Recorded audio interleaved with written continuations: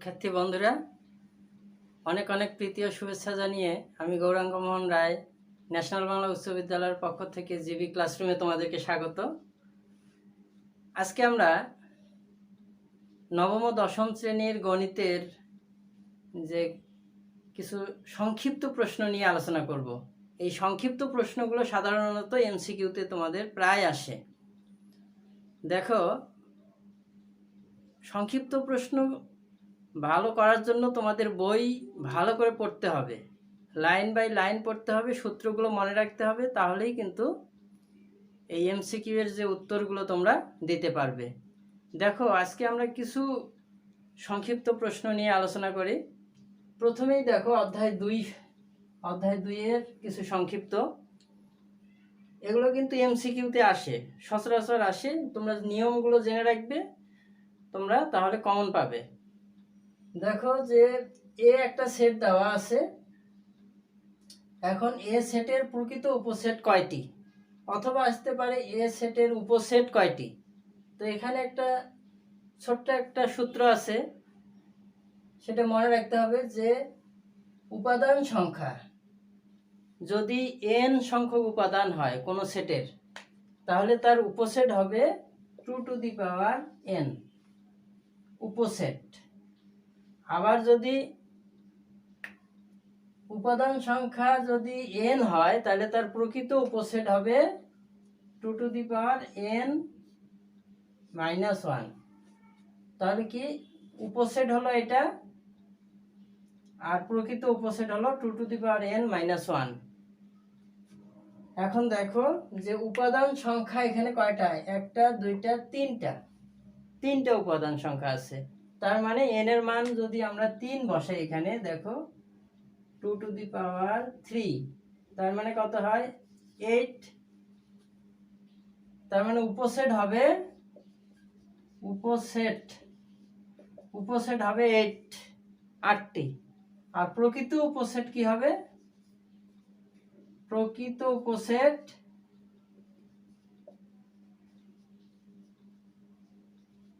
উপসেট হবে 2n -1, মানে 2^3 -1, 8 -1 অর্থাৎ 7।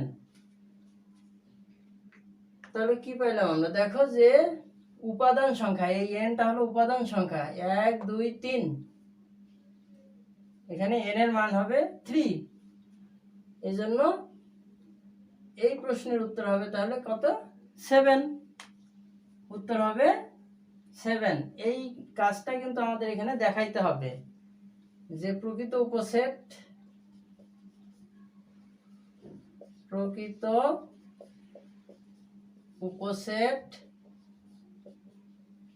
2n -1। এখানে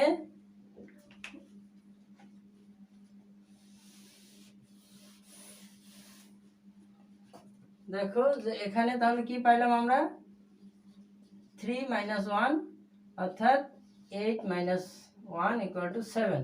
উত্তর হবে 7। এরপরে দেখো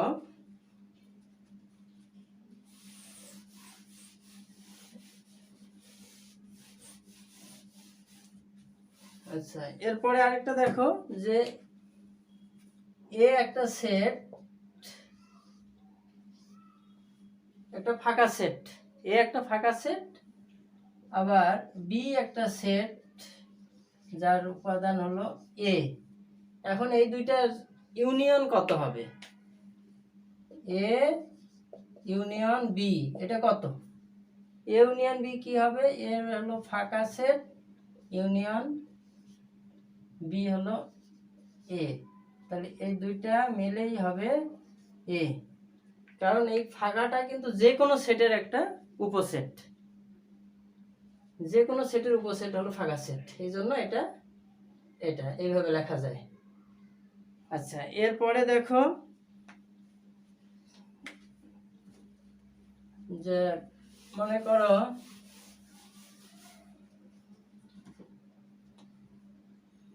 এম একটা সেট যার উপাদান হলো 1a b, আবার n একটা সেট যার উপাদান হলো 2bc। এখন এখান থেকে m আমরা বের করব m intersection n power set of m intersection n, এটার মান কত।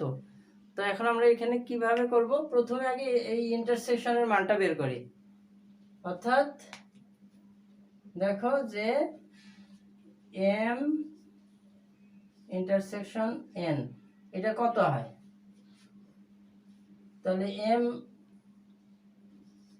1ab ইন্টারসেকশন n হলো 2bc, অর্থাৎ কমন এই দুইটা সেটের মধ্যে কি কমন আছে, এই দুইটা সেটের মধ্যে কমন আছে কি দেখো b কমন আছে শুধুমাত্র, এই যে দেখো b, শুধু b কমন আছে, তাহলে b কমন।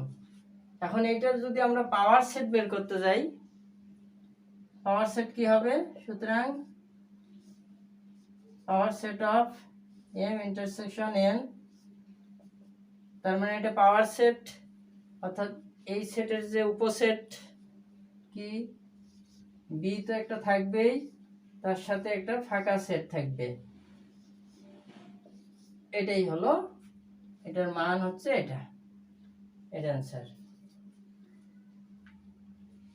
অর্থাৎ এই যে এমসিকিউ, এই এমসিকিউটা কিন্তু তোমাকে মূল বইটা ভালো করে জানতে হবে, তাহলেই যে কোনো এমসিকিউ তোমরা সহজেই পারবে। এরপরে দেখো আরেকটা,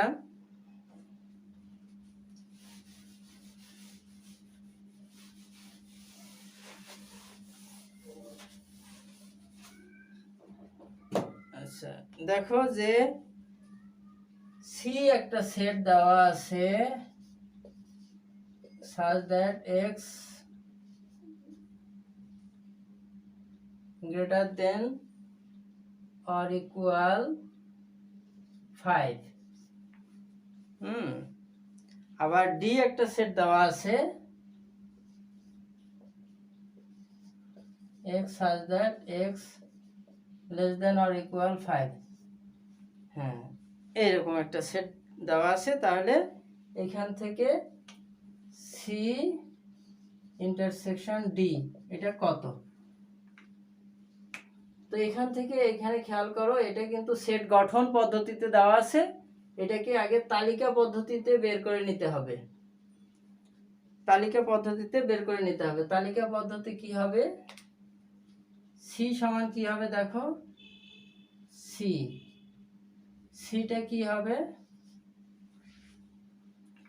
সিটা হবে যে এটা লিখে নাও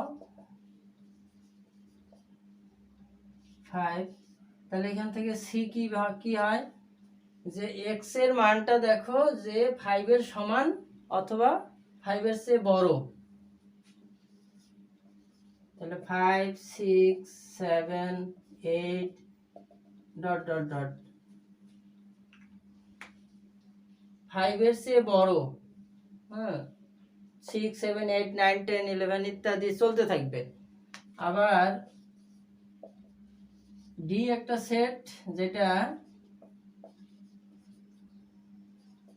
5 এর সমান অথবা 5 এর চেয়ে ছোট,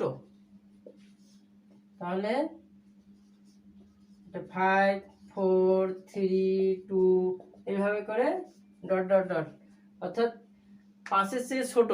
এখন এই দুইটার যদি আমরা কমন অর্থাৎ সি ইন্টারসেকশন ডি করি, অর্থাৎ এই দুইটার মধ্যে কি কমন আছে, এই দুইটার মধ্যে কমন তো শুধু 5 দেখা যায়, তাহলে দেখো 5 6 7 8 dot dot dot intersection 5 4 3 2 dot dot dot dot, তাহলে এখান থেকে আমরা কি পাচ্ছি, শুধু 5 পাচ্ছি, এটা অ্যান্সার। তার মানে সি ইন্টারসেকশন ডি হলো 5। আচ্ছা এখন আমরা আরেকটা প্রশ্ন দেখি।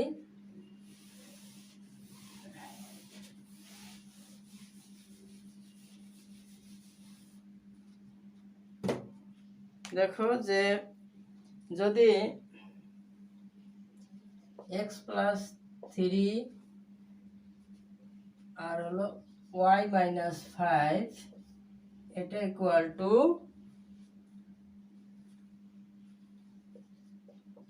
5 3 এটা যদি হয় তবে xy টা কত হবে? এটা কত? এটা একটা ক্রোমোজোর। হ্যাঁ, এই ক্রোমোজোর আমরা ক্রোমোজোরের নিয়ম অনুসারে পাই যে x plus 3 equal to 5, y minus 5 equal to 3। তাহলে এখান থেকে আমরা xy এর মানটা খুব সহজেই বের করতে পারি। ক্রোমোজোরের নিয়ম অনুসারে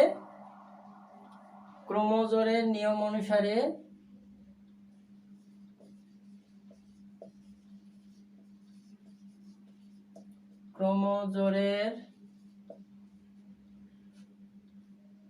শর্তানুসারে বা ক্রোমোজোরের নিয়ম অনুসারে